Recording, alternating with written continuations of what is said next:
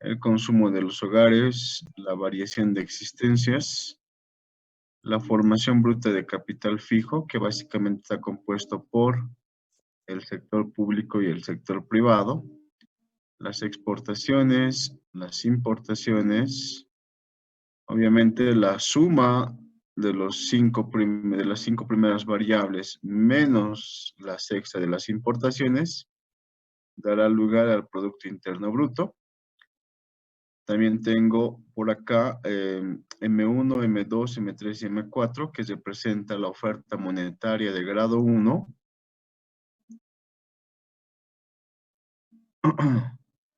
Que está compuesto por el circulante más los depósitos, M2, circulante más depósitos en cuenta vista más depósitos en cuenta de ahorros, M3 que considera los anteriores valores, circulante más depósitos cuenta vista, depósitos cuenta de ahorro y los depósitos a plazo fijo.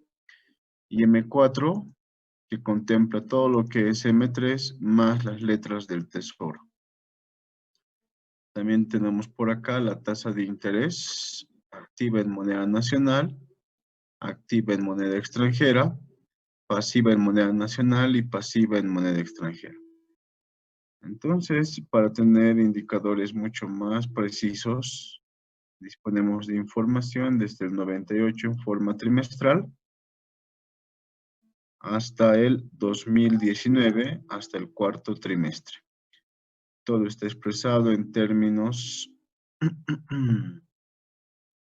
en términos reales y lo que vamos a hacer es llevarnos esta información primero para el EBIUS. Entonces acá, ahí tenemos el EBIUS. ¿Todo el mundo ve el EBIUS por ahí?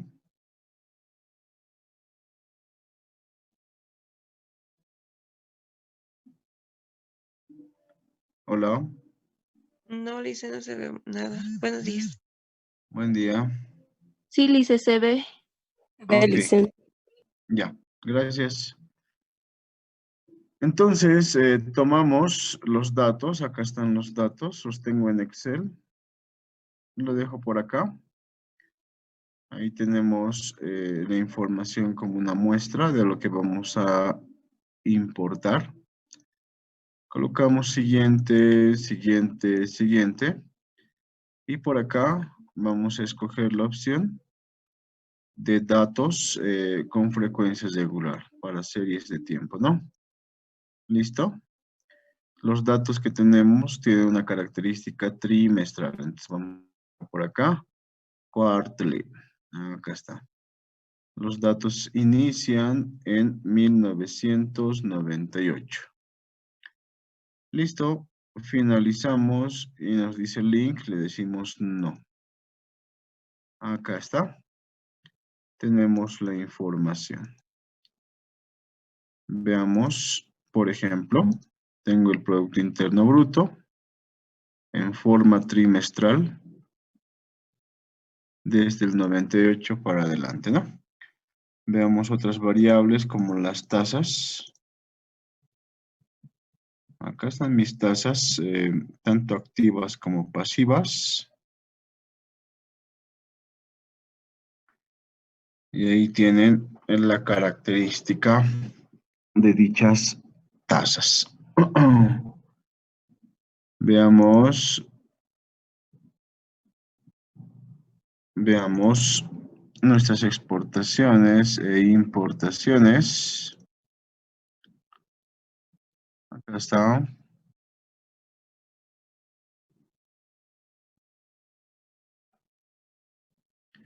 Y ahí tenemos las exportaciones deducidas de las importaciones, ¿no? Aquí podemos cambiar si deseamos los gráficos. Convertir, por ejemplo, en un diagrama de áreas, de barras, o definitivamente ver en forma de dispersión, ¿no? Ahí está. Entonces, lo que vamos a hacer el día de hoy, lo primero es el procedimiento denominado desestacionalización. Posteriormente, vamos a utilizar un par de variables objetivo y un par de variables de instrumento. Por ejemplo, acá tomamos nuestro Producto Interno Bruto y como podrán observar, por acá tiene una característica similar a dientes de sierra, ¿no? Entonces, una caída abrupta, un incremento que se repite en forma regular. Cuando esto ocurre, la serie frecuentemente suele asumir demasiados errores.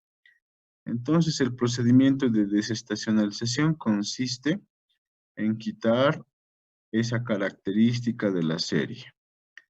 ¿Cómo la hacemos? Entonces, en Nebius es bastante sencillo.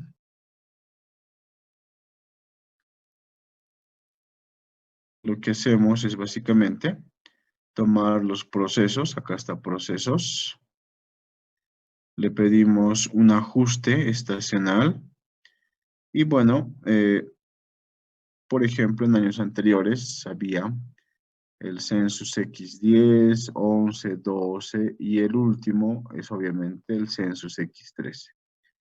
Entonces, estas son metodologías que se utilizan a nivel internacional y que permiten reducir los errores, pero tener una serie mucho más estable. Nosotros escogemos entonces esta opción, que es la última. Ahí está, la última que salió en nuestro caso. Y bueno, le damos a aceptar. Ahí tenemos combinaciones aditivas, multiplicativas, le dejamos en ninguna, porque de pronto en alguna oportunidad hay variables que pueden tener el carácter negativo, entonces no funcionaría. ¿Está bien? Entonces acá me indica, por ejemplo, cuál es la serie, cuándo empieza, dónde está el archivo en cuestión, el procedimiento, etc. Entonces, ahí está tomando en cuenta, por ejemplo, a cuánto debe ascender al cabo de un determinado periodo, por trimestres, etcétera, ¿no?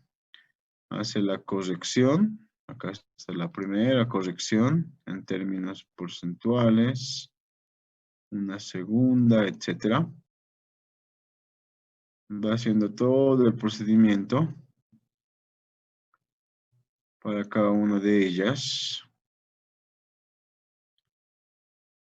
Y la idea obviamente es reducir, reducir los errores. Ahí está entonces. Cerramos. Y acá se ha guardado automáticamente con el nombre pip de 11. Yo le voy a cambiar el nombre para que sea un poquito más sencillo. Le voy a llamar pip S, que es el pip desestacionalizado. Voy a abrir los dos valores. Ahí está. Una es la variable original. Y ahora la otra es la variable desestacionalizada.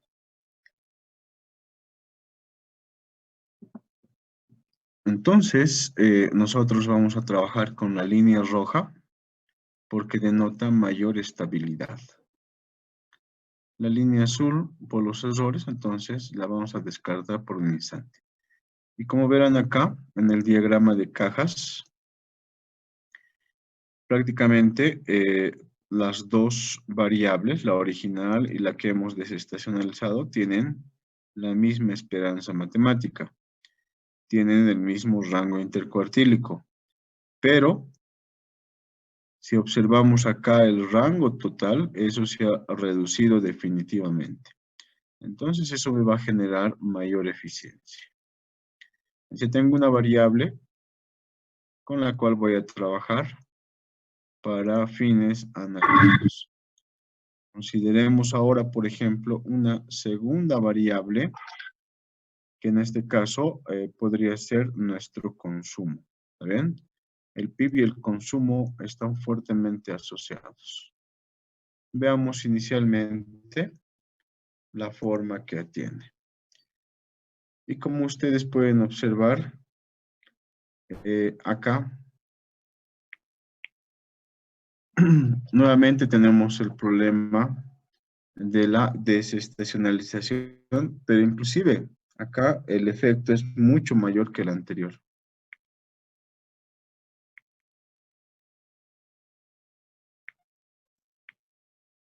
Entonces, tomamos nuevamente procesos seasonal X13.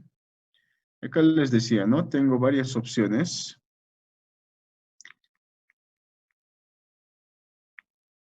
El ninguno es para todas las variables, pueden ser positivos o negativos.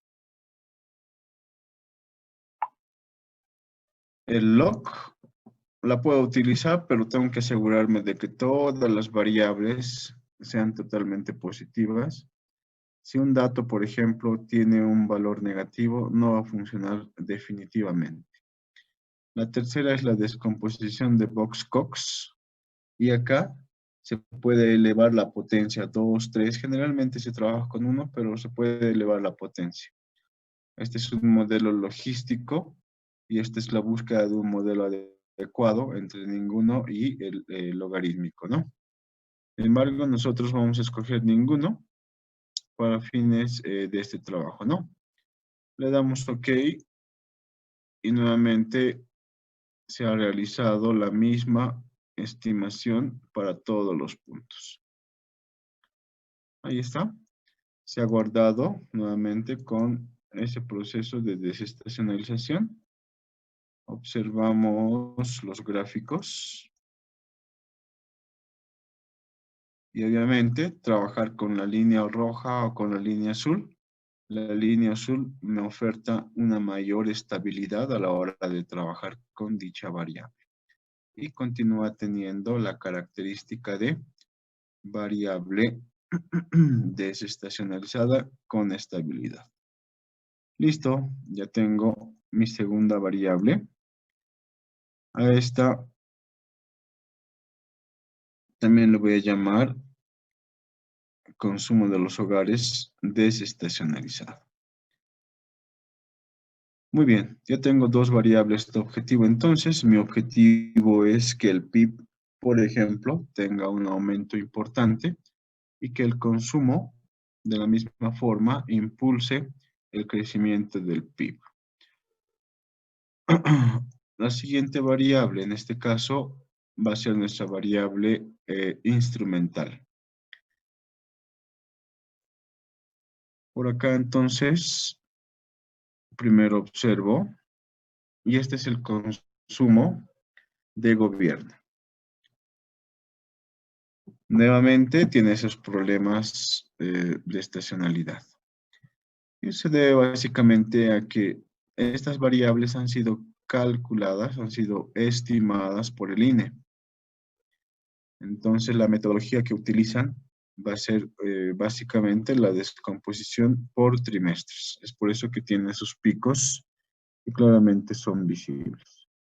Nuevamente nos vamos a procesos.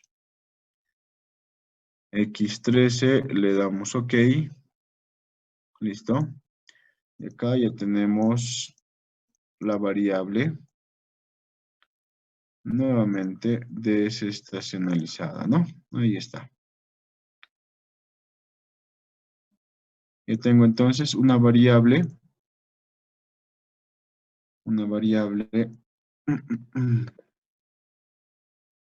de instrumento. Mi otra variable de instrumento va a ser M1. Es la cantidad de dinero en forma de circulante y depósitos en cuenta vista. Veamos qué ocurre con esta variable. Entonces, desde el 2006 ha tenido un crecimiento bastante significativo, ¿no? A diferencia de las anteriores variables, por ejemplo, acá no tenemos claramente visible ese problema de estacionalidad de la variable. Sin embargo, con fines prácticos, también vamos a desestacionalizar para quitar un poco de error en la variable. Procesos, seasonal, ok. Ahí tenemos la variable. Vemos el gráfico y ahora para nosotros es la línea azul la que la estamos quitando cualquier proceso de estacionalidad. Listo. Le voy a dar finalmente el nombre M1S. Como verán, ya tengo dos variables de objetivo y dos variables de instrumento. Buscamos entonces. Acá está el PIB. Acá está el consumo, el gasto y la cantidad de dinero en la economía. Abrimos como grupo.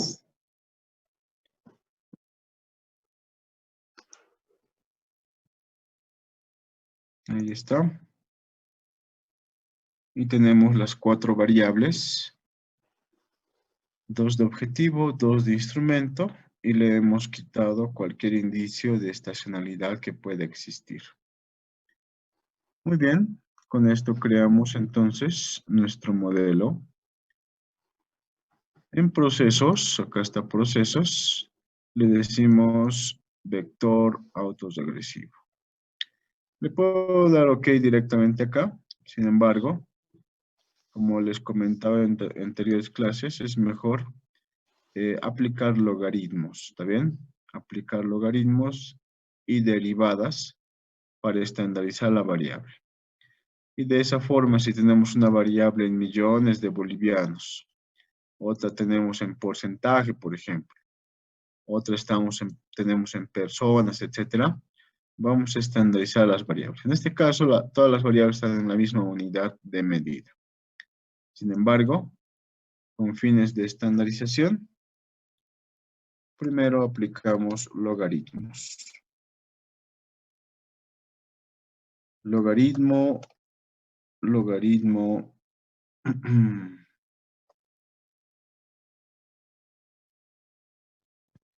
y logaritmo. Ahí está.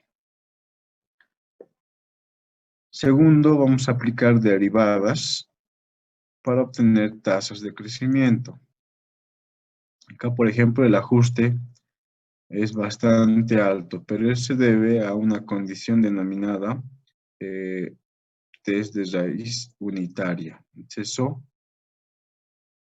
no va a permitir la eficiencia de las variables, pero si nosotros derivamos, voy a colocar D en cada una de ellas, automáticamente, frecuentemente, se suele obtener estabilidad de las variables.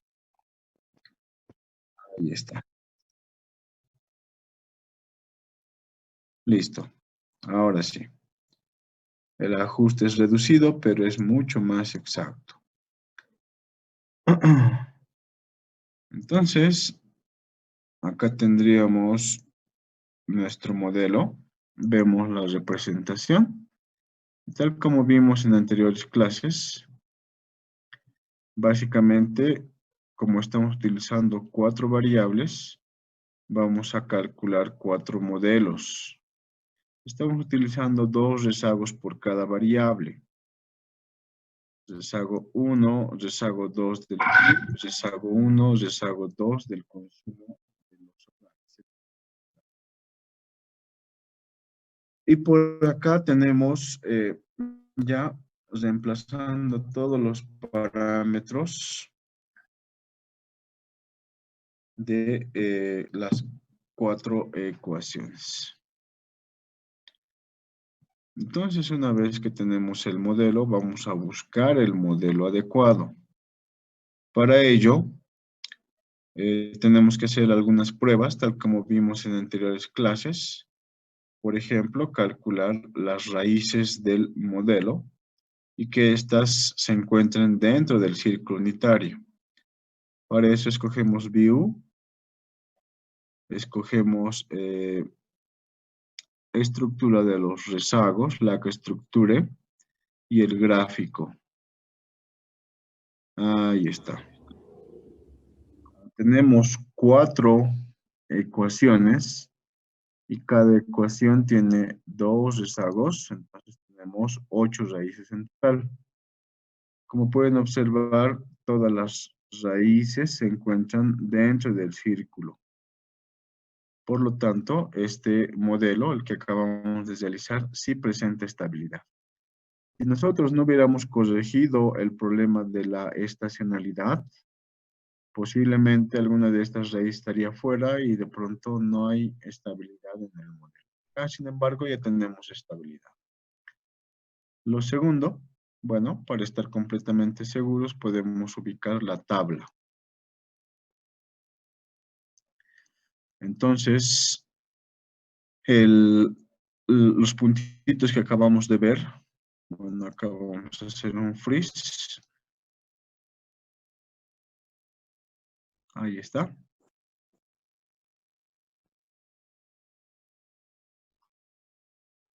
Entonces, por acá,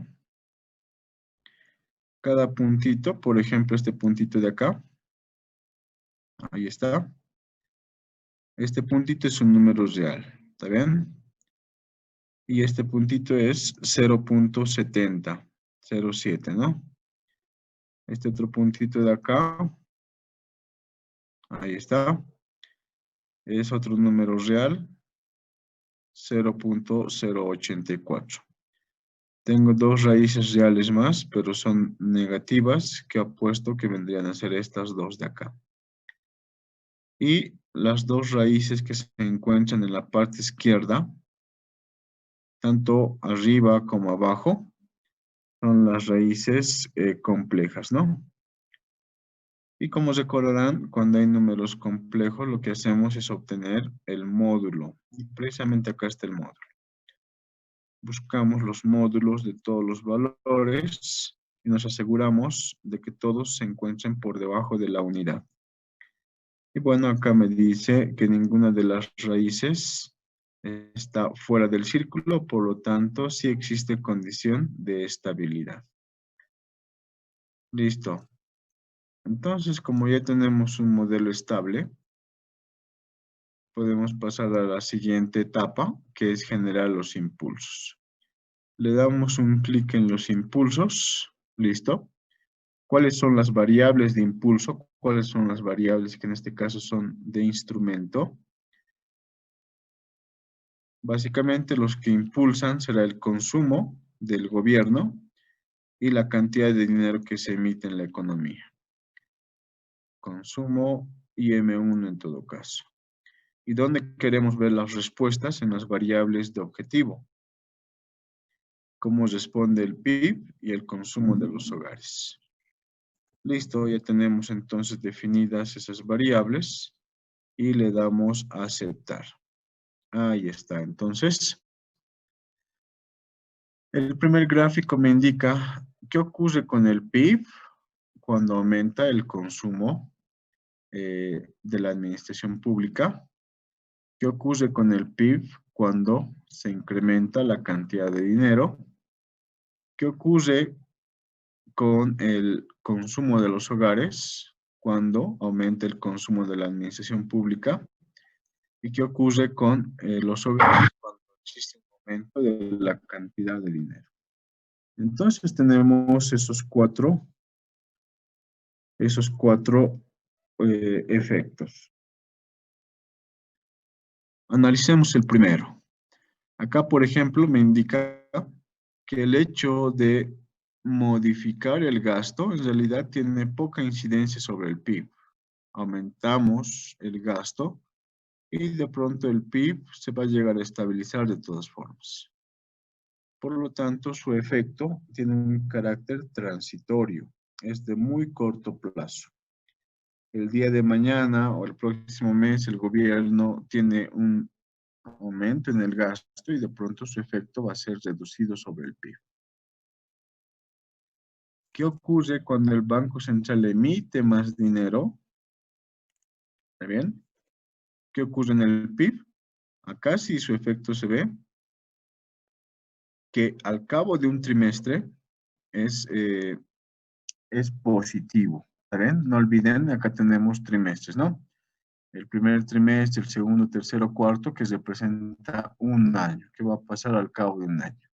El siguiente trimestre deciden aumentar la cantidad de dinero de la economía en el Banco Central, se emite más, entonces ese efecto al cabo del segundo trimestre es positivo, al cabo del tercero todavía es positivo y en el cuarto se extingue su efecto. Entonces para el próximo año nuevamente se tendría que tomar una medida para aumentar y ayudar al Producto Interno Bruto.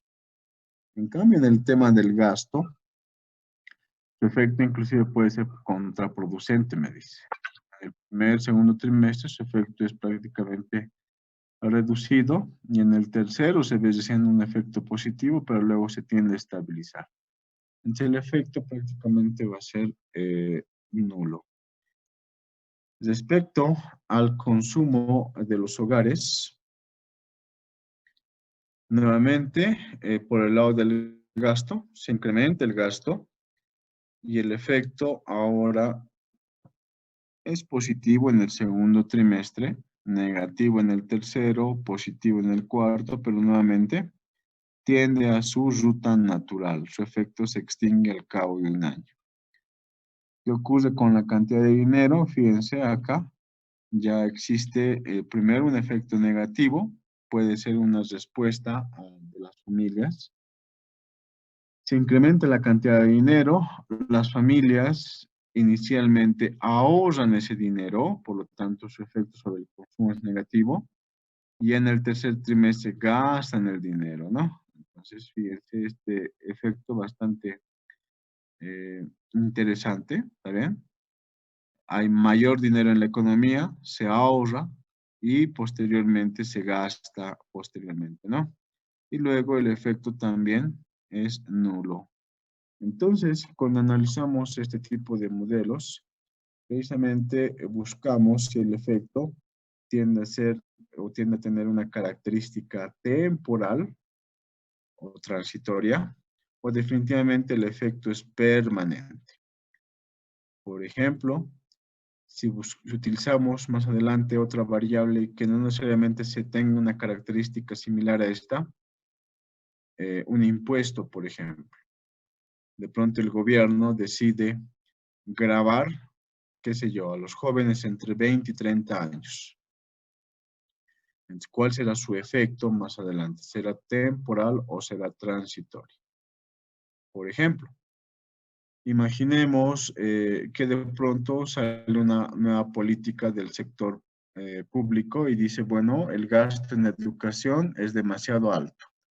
Por lo tanto, la universidad se va a privatizar. Nosotros tomamos una variable de objetivo y una de instrumento, por ejemplo. Que la de objetivo sea, por ejemplo, una variable como el índice de desarrollo humano.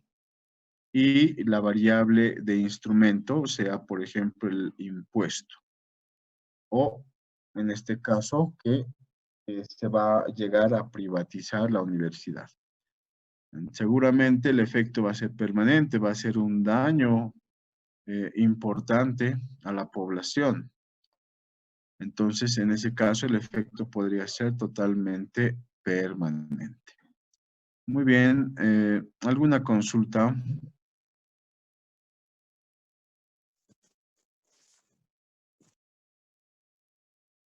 Entonces, quedamos acá. Yo les voy a enviar la base de datos y ustedes pueden ir practicando en su software.